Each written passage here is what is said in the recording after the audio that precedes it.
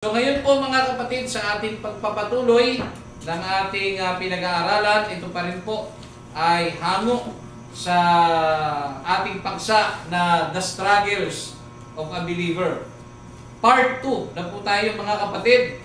Sa ikalawang yugto ay pag-aaralan naman natin yung tinatawag na external struggles. Last week, internal.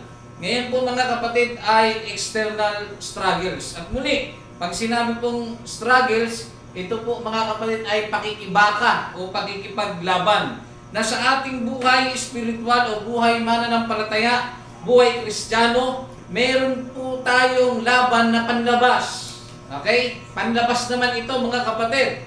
So, dito pag-aaralan natin mga kapatid ang tatlong panlabas na pakikipaglaban, no, na atin pong maaaring masagupa at talaga namang masasagupa mga kapatid bilang mga alagad ng ating Panginoon. Una po na external struggles ay worldly pleasures.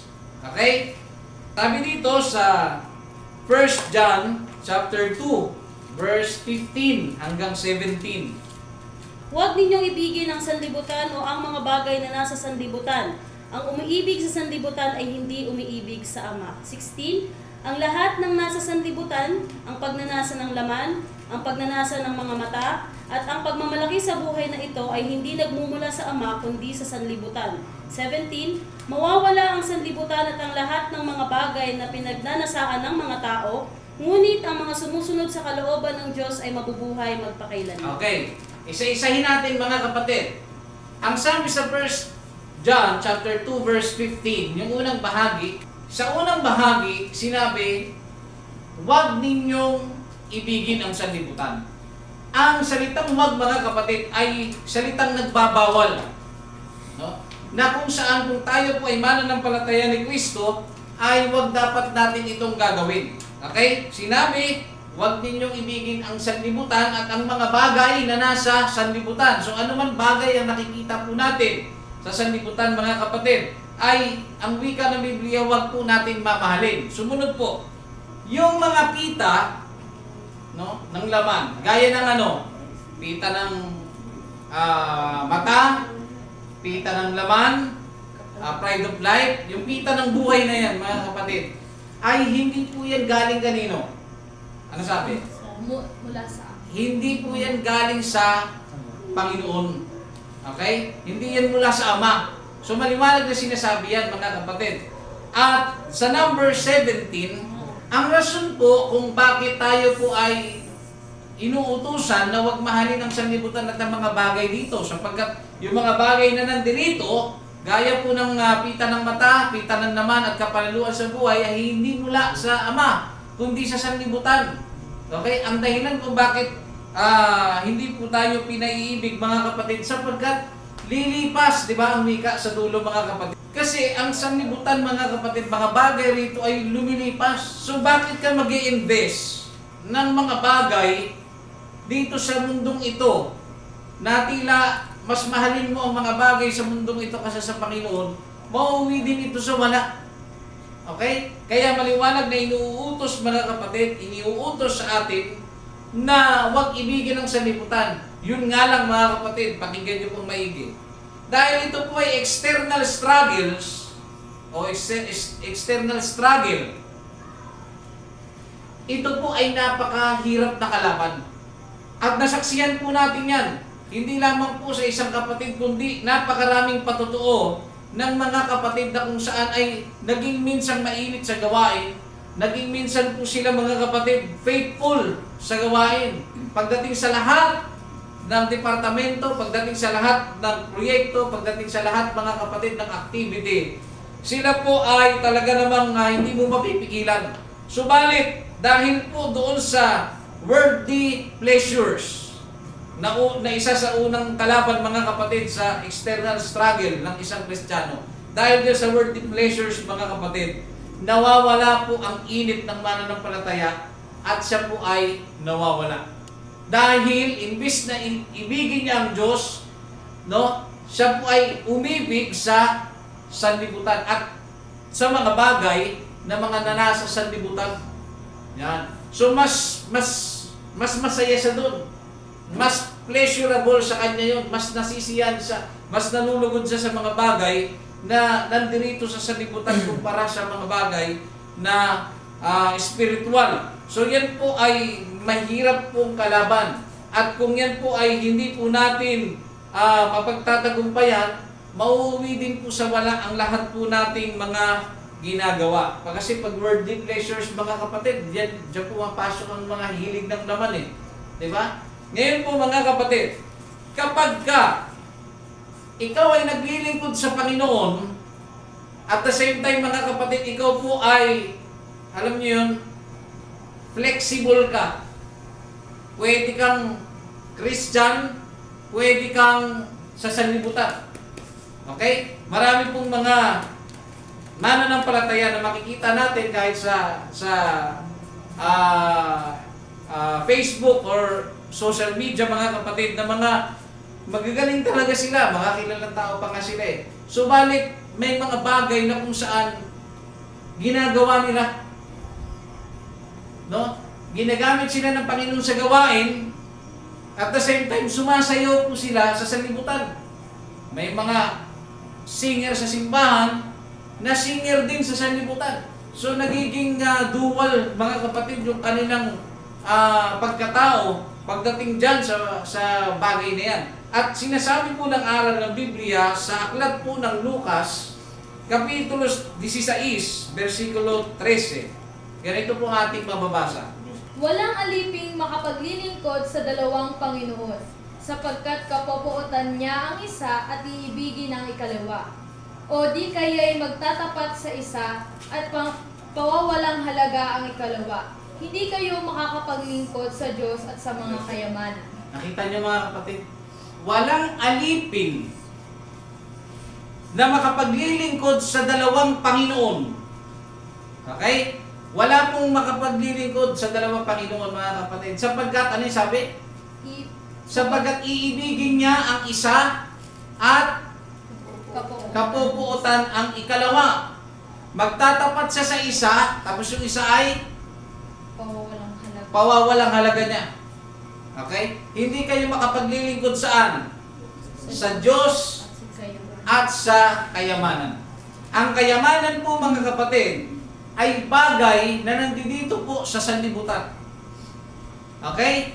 Pera man yan, mga possession sa buhay, no? Ano bang uri na nagiging yaman ng isang tao na kung saan ay hindi niya kayang bitawan upang makapagpatuloy sa paglilingkod sa Panginoon.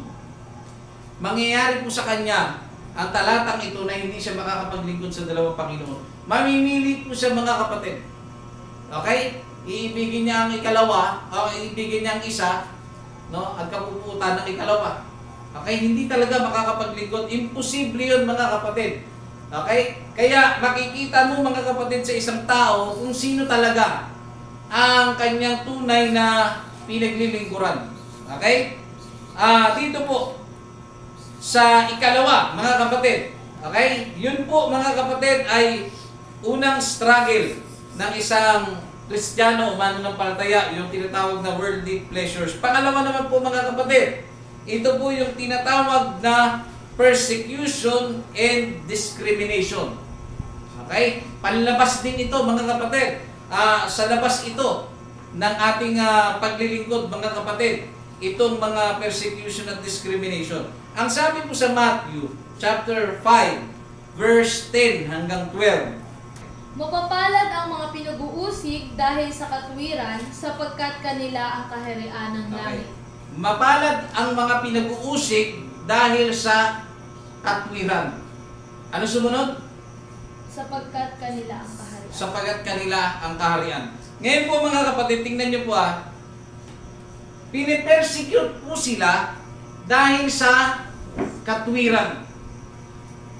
Okay? Huwag niyong kalilimutan po, ang dahilan ng persecution na binabanggit po ni Matthew ay dahil po sa katwiran. Ibig sabihin, dahil sa mga matuwid nilang ginagawa na hindi nagugustuhan ng mga tao sa labas.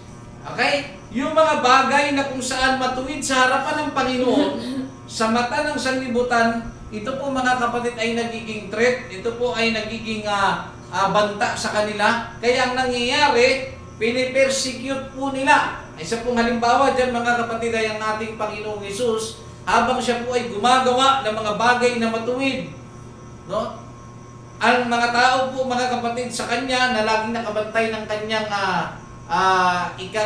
ikapagkakamali, dahil nag-aantay po sila na Panginoong Hesus, nagbabantay sila na si Hesus ay magkamali, at minsan inuhuli nila ito na magkamali mga kapatid para meron po silang maiparatang sa Panginoong Hesus. Ngunit wala po silang makita, wala po silang magawa mga kapatid. Kaya naman, dahil po sa tindi ng kanilang pagnanasa na maipapatay si Kristo, gumawa na po sila ng kanya-kanya nilang mga bersyon kung paano nila sisirain ang Panginoong Hesus, kung paano nila ito mailalagay sa tinatawag mga kapatid na hatol ng kamatayan. So ito po na ang mga mananampalataya ay nagiging mapalad kapag sila po ay pinipersecute.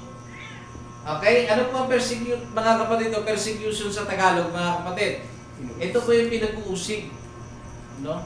Parang ang pinag-iinitan mga kapatid sa iyong ginagawa dahil sa pagsunod mo sa katwiran ng ating Panginoong Diyos. Ngayon po mga kapatid, sumunod. Mapapalad kayo pagka kayo'y inaalimura at kayo'y pinag-uusig at kayo'y pinagwiwikaan ng sari-saring masama na pawang kasinungalingan dahil sa akin. Okay, tingnan nyo inuusig ka na, inaalimura ka na, pinagwiwikaan ka mga kapatid ng hindi magaganda, at ikaw po ay ginagawa ng kwento na pawang hindi naman katotohanan. Ngayon po, ang sabi ng Biblia, mapalad ka kung ikaw po mga kapatid ay tao na kung saan ay wala kang alam sa salita ng Diyos at mababaw ang iyong pangunawa. Maaaring isipin mo na, bakit kung kailan ako naglingkod sa Panginoon, bakit ganito ang nangyayari sa akin? Kaya nga po mga kapatid, napakahalaga na mayroon tayong alam sa salita ng Diyos, dahil ang salita ng Diyos ang magko-comfort sa atin sa mga negatibong bagay na hindi natin minsan maunawaan. Na kapag kami nangyayari sa iyong hindi maganda, pag nabasa mo yan, lalakasan yung loob. Hindi pala dapat maging mahina ang loob ko. Hindi pala dapat ako panghinaan. Dahil ang tawag ng Biblia o ang tawag ng salita ng Diyos sa mga pinag-uusig na gaya mo, na dahil sa katwiran ay pinag-uusig ka, pinagwiwikaan ka ng hindi maganda, pinagsasalitaan ka ng pawang kasinungalingan mga kapatid, ang tawag sa iyo ay mapalad. Ngayon po mga kapatid, pag sinabing inaalimura, sa wikang Tagalog, revile po yan mga kapatid No? Pag sinabing inaalimura o revile, iyan po ay salitang insulto. Okay? Kaya naman may mga pagkakataon, iniinsulto tayo bilang mga mananampalataya. Ngayon pa man, ang sabi ng Biblia ay hindi mababago at hindi po mapagsisinungalingan ng kahit na sino. Ikaw ay mapalad kapag ikaw po ay inuusig. Kapag ikaw po ay pinagwiwikaan ng hindi katotohanan o puro kasinungalingan lamang mga kapatid. Sumunod po, number 12. Praise the Lord. Mga gala kayo at mga sayang totoo, sapagkat malaki ang ganti sa inyo sa langit, sapagkat gayon din ang kanilang pagkausig sa mga propeta na nangauna sa inyo. Okay, tingnan ninyo Mga gala kayo at magsisaya kayo. Tama, Sister Joy? Mangagsaya kayo. Dahil daw ano? Sapagkat malaki ang ganti. Yan. Malaki ang gantimpala sa inyo sa langit. Yun. Maliwanag mga kapatid, malaki ang gantimpala sa inyo sa langit. Tingnan nyo dapat doon tayo namomotivate Habang inuusig ka, puro pasakit ang iyong dinadanas mga kapatid. Kahit na ganoon sa kabilang banda mga kapatid, ay mayroong gantimpala na ating pong makakamtan. Ikatlong po mga kapatid, sumunod po mga kapatid, about po sa persecution at discrimination. Sabi dito, Matthew chapter 22, verse 37 hanggang 39. Sinabi sa kanya, iibigin mo ang Panginoon mong Diyos ng buong puso mo at ng buong kaluluwa mo at ng buong mong pag-iisip mo. Tuloy. Ito ang dakila at pangunang utos. At ang pangalawang katulad ay ito, iibigin mo ang iyong kapwa na gaya ng iyong sarili. So dito po sa Matthew chapter 22 verse 37 hanggang 39, yan po ay bahagi na kung saan ang Panginoon ay nagsasalita na ibigin mo ang Panginoon mong Diyos, etc. At sinabi rin dyan mga kapatid, iibigin mo ang iyong kapwa gaya ng iyong sarili. Ano po ibig sabihin mga kapatid nito? Bilang mga Kristiyano na pinag-uusig, bilang mga Kristiyano mga kapatid na nagdaraan sa mga pag-iinsulto, nagdaraan mga kapatid sa mga bagay na kung saan ay, alam mo yun, parang wala ka ng kapayapaan, pinag-iinitan ka ng mundo. Okay? Ano po ba ang dapat natin gawin sa mga taong ito na kung saan ay nagiging burden na sa atin araw-araw? Okay? Naranasan niyo yan mga kapatid. Parang nagiging burden na sa iyo araw-araw. Alam niyo yan, minsan pag mag-aaral ka o estudyante ka sa school, pinag-iinitan ka, oh, yan na naman, si Manang, nandiyan dyan. Ayan na naman, yung manananggan, nandiyan dyan. Diba? Kasi siyempre pag babae, mahaba ang buhok mo. Pag babae, ay dapat ay nakamaayos ka, gaya ng palda. Ano? Alam niyo yun, na pinagtitrepan ka, di ba? Na ganyan-ganyan ka, manang ka, ano ka, lumang tao. Ano? Usually, kadalasan yan, mga kababaihan po, laging pinagkakatuwaan. Ano? Kung di kumpara mga kapatid sa lalaki, hindi ganun ka, ano yung pang-aasar ng mga tao dyan. Subalit mga kapatid, tila ito po ay nagiging burden sa isang tao sa bawat araw ng kanyang buhay. Ngayon po, ang gagawin pala natin sa mga taong ito mga kapatid na nag-aalimura sa atin, nag-iinsulto sa atin, gumagawa po sa atin ng hindi maganda, pinabibikaan po tayo ng tawang kasinungalingan, tayo po ay inuusig o nakakaranas tayo ng discrimination mga kapatid. Ang wika ng Biblia, sabi ng Panginoon sa atin, ay ibigin daw natin mga kapatid ang ating kapwa. Ang sukli pala sa kanila, huwag silang gagantihan. Ang sukli sa mga tao na nanguusig po sa inyo, sa ating lahat, ay ang pag-ibig. Mahalin sila. Bakit po? Sapagkat hindi po nila alam ang aral ni Kristo. Wala po silang alam sa salita ng Diyos at wala silang nalalaman sa aral po ng ating Panginoong Jesucristo. Kaya wala tayong ibang dapat gawin, hindi po ang para gumanti, kundi tayo po mga kapatid ay magpakita ng pag-ibig sa kanila. Sumunod po mga kapatid na external struggles. Number 3, for the last. Ito po yung tinatawag na suffering and triumphs. Okay? Ang sabi po sa James, chapter 1, verse 2 hanggang 4. James chapter 1, verse 2 to 4. Praise the Lord. Mga kapatid ko, ariin ninyong buong kagalakan kung kayo'y nangahulog sa sari-saring tukso. Yamang nalalaman na ang pagsubok sa inyong pananampalataya ay gumagawa ng pagtitiis. Okay, ang ganda na tayo. Ang sabi ng Biblia mga kapatid, ariin ninyong buong kagalakan kung tayo po ay nagdaranas ng pagsubok. Pagsubok po kasi yan mga kapatid sa isang translation mga kapatid. Ariin po natin na may kagalakan. Ngayon po mga kapatid, tuloy natin sister. Ang nalalaman na ang pagsubok sa inyong pananampalataya ay gumagawa ng pagtitiis. Okay. Yung pagsubok mga kapatid, o yung trials po na ating dinadanas, alam niyo po ba mga kapatid na maliwanag na sinasabi ni Santiago na ang pagsubok na ito ay ang sinusubok hindi ikaw. Hindi ikaw personal, kundi ang sinusubok mga kapatid daw ay ang iyong pananampalataya. Okay? Maliwanag po ba mga kapatid? Ang sinusubok po ay ang ating pananampalataya. Sumunod, sister. Verse 4. At inyong pabayaan na ang pagtitiis ay magkaroon ng sakdal na gawa, upang kayo'y maging sakdal at ganap na walang anumang kakulangan. Okay. Dahil sa pagtitiis, mga kapatid, natututunan po natin gumawa. Okay?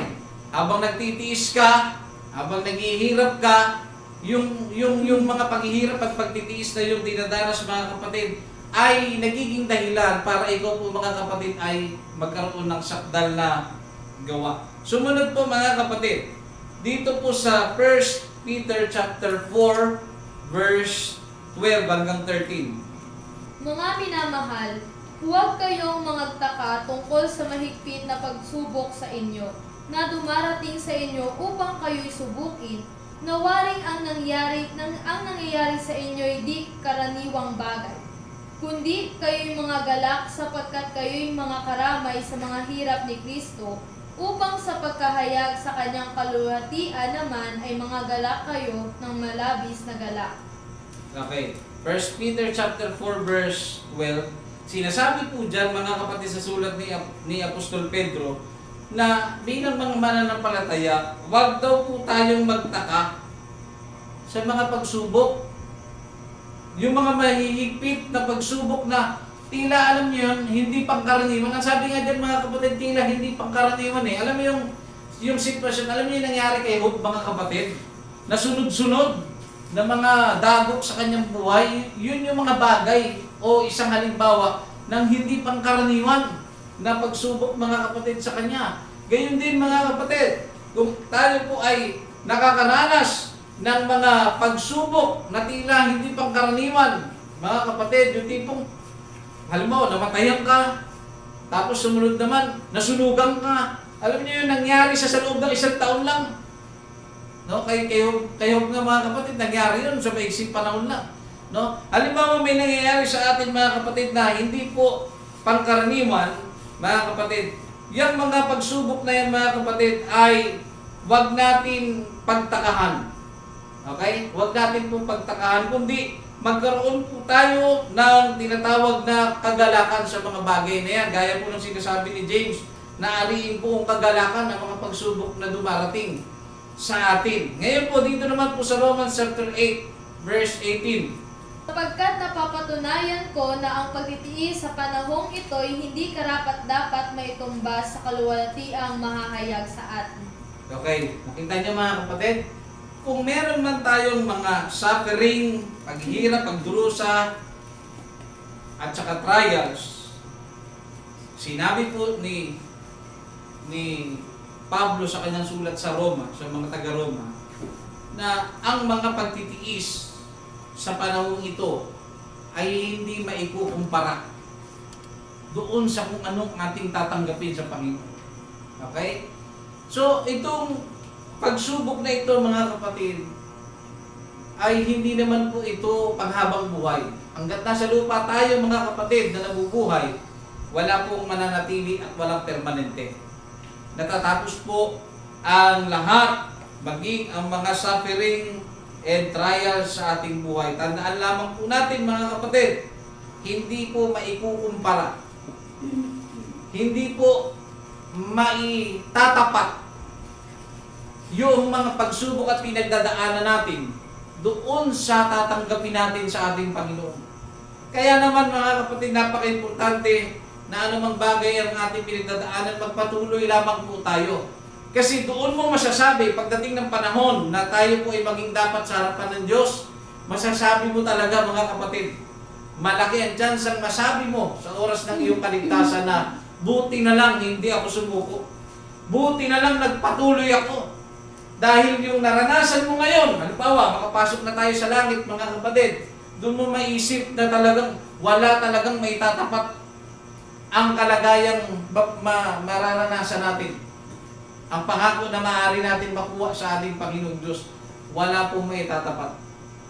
Kahit yung pinakamatinding dagok sa buhay, pinakamatinding pagsubok na maaari mong maranasan o suffering, hindi yan may tatapat doon, mga kapatid. Sumunod, John chapter 16, verse 33. Ang mga bagay na ito ay sinasalita ko sa inyo upang kayo'y magkaroon sa akin ng kapayapaan.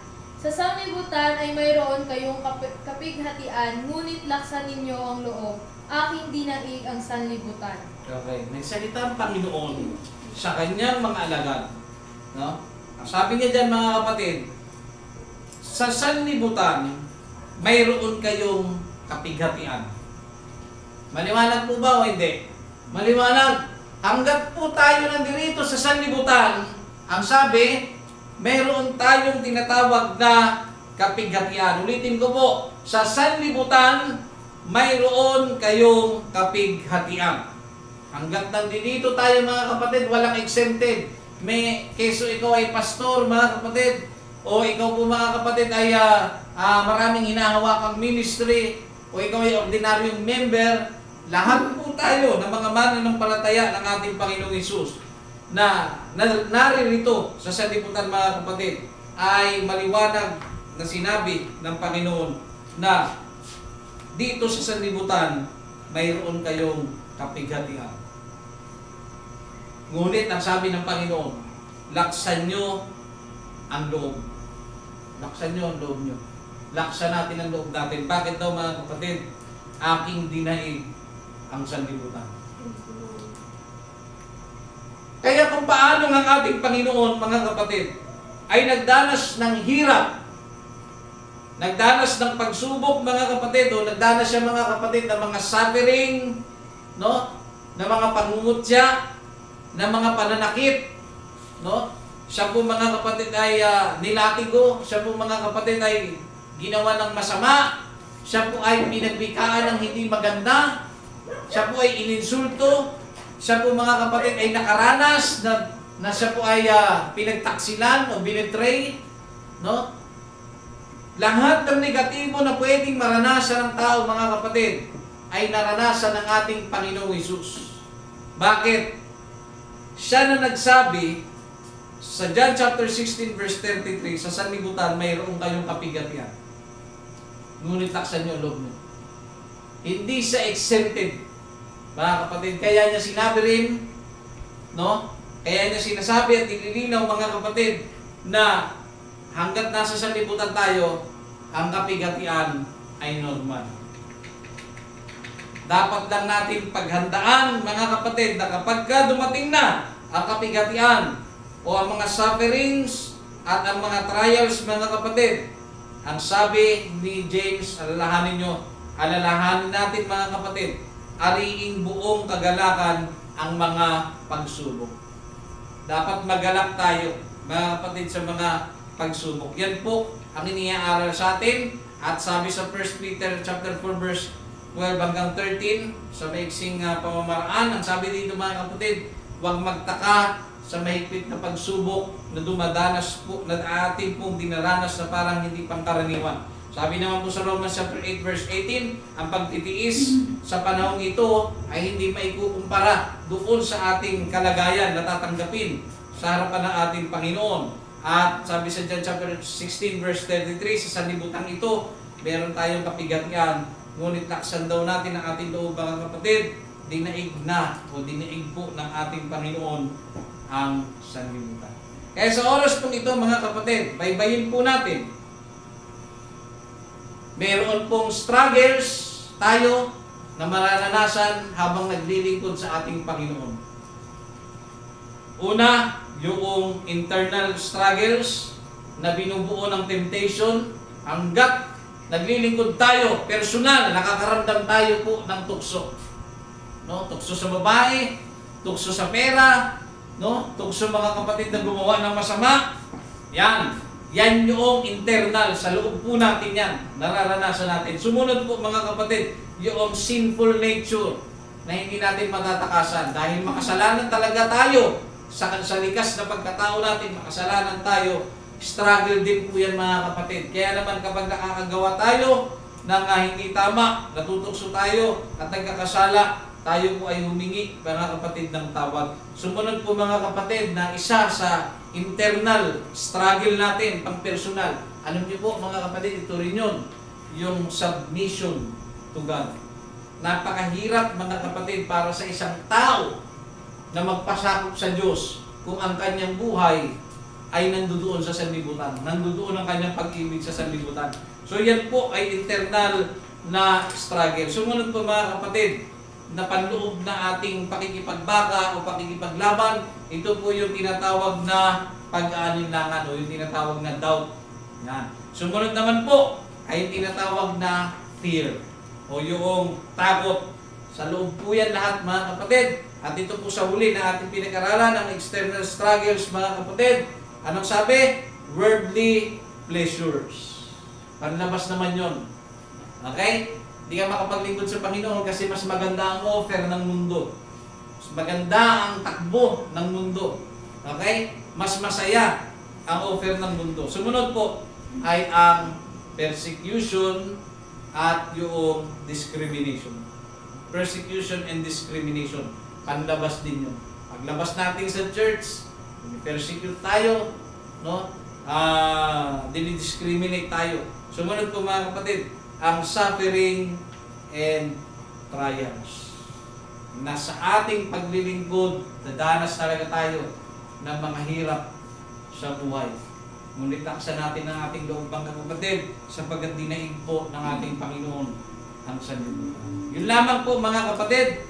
At sa susunod po na linggo, okay, ang ating pong pag-aaralan, overcoming struggles. Paano natin i-overcome, paano po natin malalampasan ang mga laban sa ating buhay, panloob man o panlabas. Paano daw natin iyon mapagtatagumpayan. Yun po yung ating pag-aaralan sa susunod po na Bible study na napaka-importante mga kapatid. Dahil kahit malaman mo na may struggle ka internal, malaman mo ang struggle mo external, ganun lang talaga. Hindi ka po maalam sa kung paano siya i-overcome, sayang lang din po. So ito po ay huling topic dito po sa ating series na pinag-aaralan, paano natin mapagtatagumpayan ang internal struggles at ang external struggles. So yun lamang po mga kapatid, purihin po natin ang ating Panginoon.